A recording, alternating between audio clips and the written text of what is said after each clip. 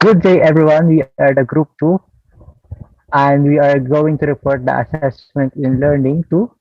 And our activity is all about the PBA and TA.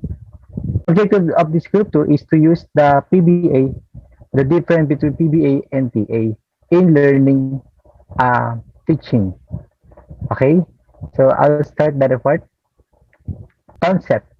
In PBA, knowledge and skills are applied to appraise process and product in real life circumstances.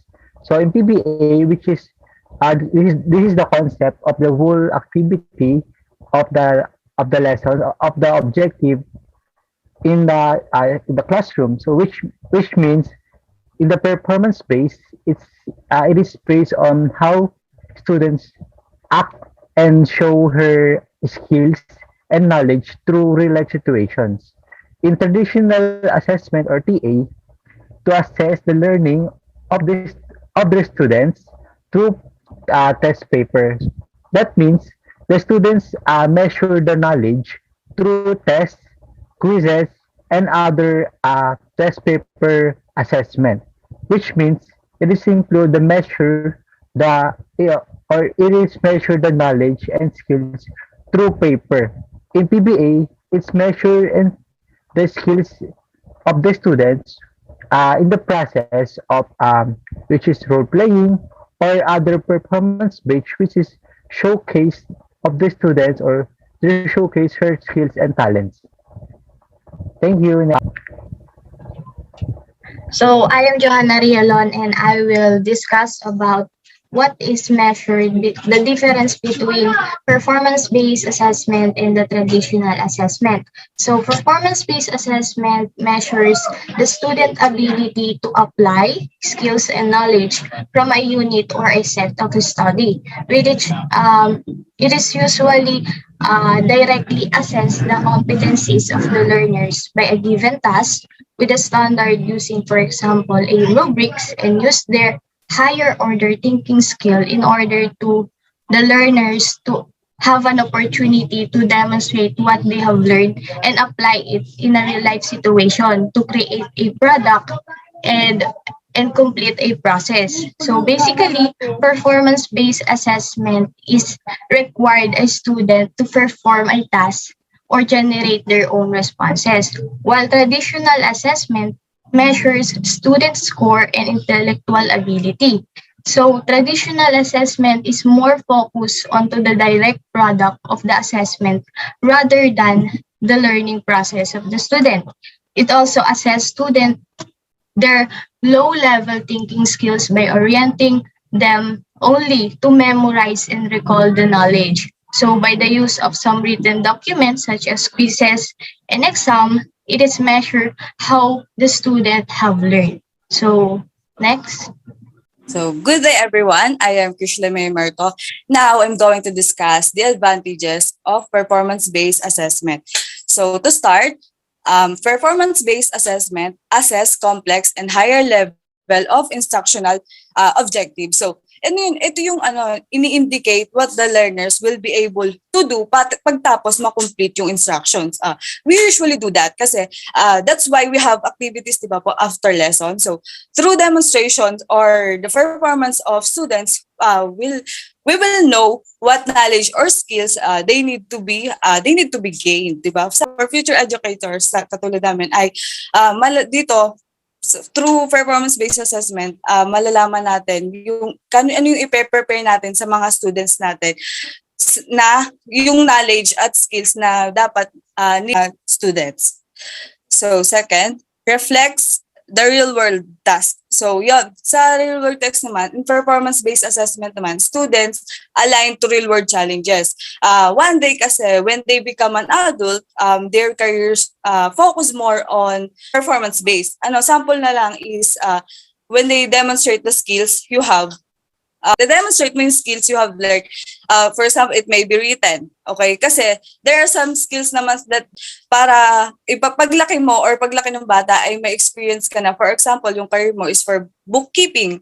For example lang po. Or front desk or ganun. O kaya naman, for instance, cooking, wherein bata pa lang ay may mga activities na tayo na ginagawa, may mga activities na kayo na about sa pagluluto. So sa careers mo, focus ka na, may knowledge ka na or may experience ka na sa pagluluto. So pagdating sa career mo, so may knowledge, and cooking mo, meron ka ng experience or sa mga bata na mold na yung knowledge mo about that. So next naman, makakatulong talaga kasi ito sa mga bata, lalo na sa pagtanda nila. Dahil kasi as a educator naman, ipe-prepare natin sila for life outside the school.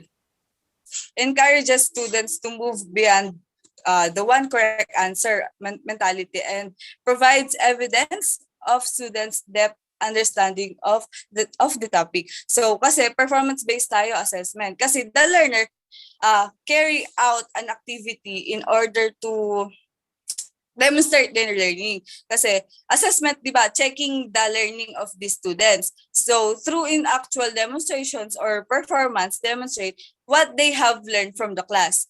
Diba? Through in actual demonstration or performance, demonstrate what they have learned from the class. Dito kasi through performance-based assessment, dito kitang-kita yung pag-grow talaga ng mga bata.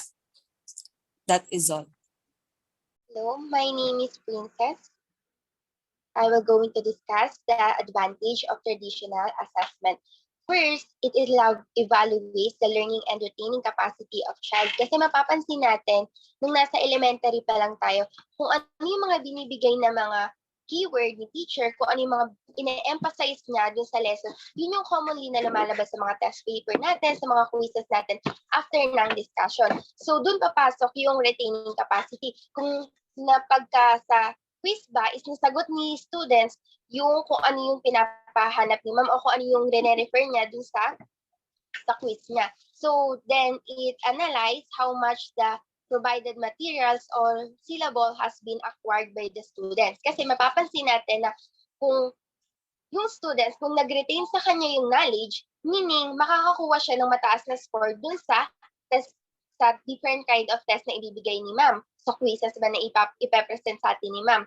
Or minsan, kung sa sa mga biglaang recitation, dun papasok yan. So, kung makakasagot si students, kung maibibigay niya ng maayos, kung ano yung hinahanap ni ma'am o yung gusto ni ma'am na i-clear ni students, so makikita natin na nag-retain sa kanya, nagkaroon ng absorbing ng knowledge. Next is post-retention, memorization, and comprehension skills. So, dito na papasok sa mga test paper, di ba? Nagkakaroon, pag malapit na yung test, examination day, mapapansin natin na dahil ng mga bata pa tayo, nagme-memorize talaga tayo. Minimemorize natin yung mga keyword na binibigyan ni ma'am ng at the end. Kung ano yung sinasabi ni ma'am na, ito, kailangan nyo itong itandaan kasi ito yung keyword nung sa topic na yun. So, once na nakita ni students yung certain na keywords na yun sa test paper, automatic, di ba, parang nagre-refresh yung utak natin. Okay, naturo yun ni ma'am. So, yun yung sagot doon, di ba? Doon napapasok yung nagkakaroon ng retention. So, memorization and comprehension skills.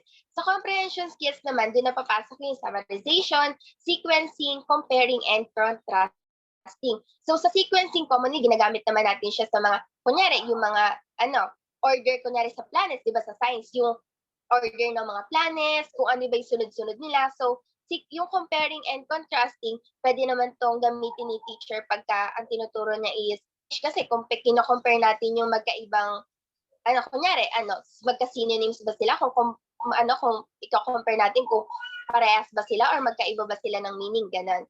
So, yun lang, thank you. Good day, I am Ruth Paicaglino. So, I will discuss to you the disadvantages of performance-based assessment. So for the first one, it takes time to construct, administer, and score. Of course, as an educator, you have to really take time in constructing and in preparing the performance-based assessment because you have a lot of things to consider in preparing this kind of assessment. And for the next one is it requires criterion. Of course, because it is in performance based, we have to set a standard for the students to meet it. And then next is scoring may be susceptible to evaluators bias.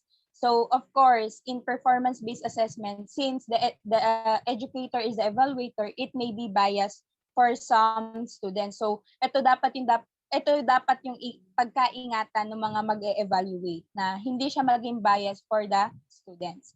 Is that it limits ability to adequately assess complex thinking. So in performance-based, since we are focusing in applying the knowledge and skills, the students are not really adequately assessing the complex thinking. So hindi sila masyadong nag-critical thinking kasi nga they are only thinking of how to apply what they have learned. So yun lang po yun sa performance-based assessment. Okay, good morning po. Ako po si Christine Joy R. Pangilinan. Ang itatakal ko naman po ay ang disadvantage of traditional assessment. Una, it limits students' potential. Very restrictive and not every individual may be suits to specific format. Students are given few options and students do not learn a wide range of skills. Kasi po, ang traditional based assessment, more on paper and pencil test siya. Tapos, hindi siya gaanong naiintindihan minsan ng mga bata kasi minsan nalilito po sila.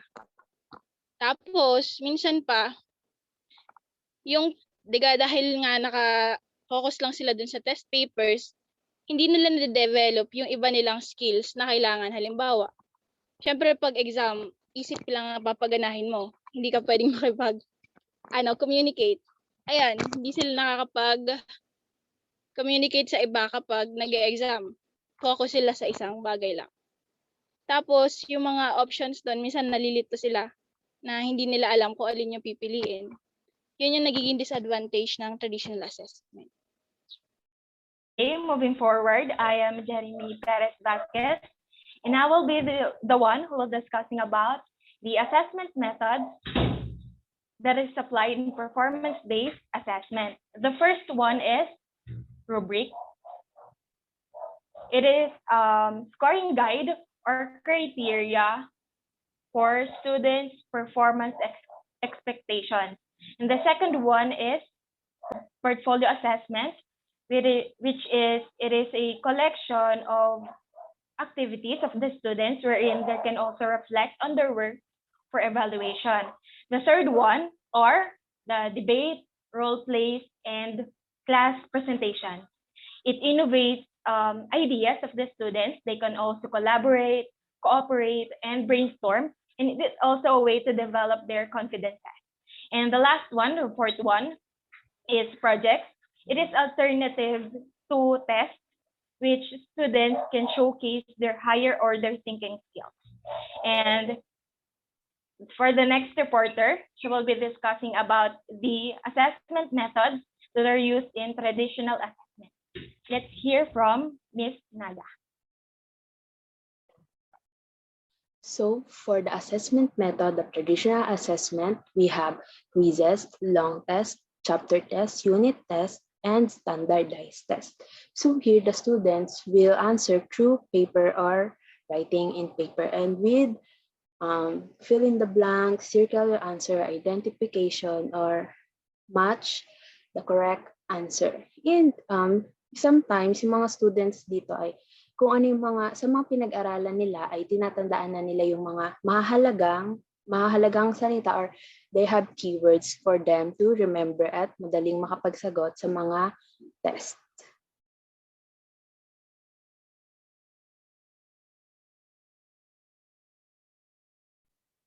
And that's our report. Thank you for listening, and I hope you learn a lot to our report. Thank you, guys. Thank you, ma'am. Thank you, Thank you, guys. ma'am. Thank you po, ma'am. Thank you, everyone. Thank you. Thank you po. Thank you.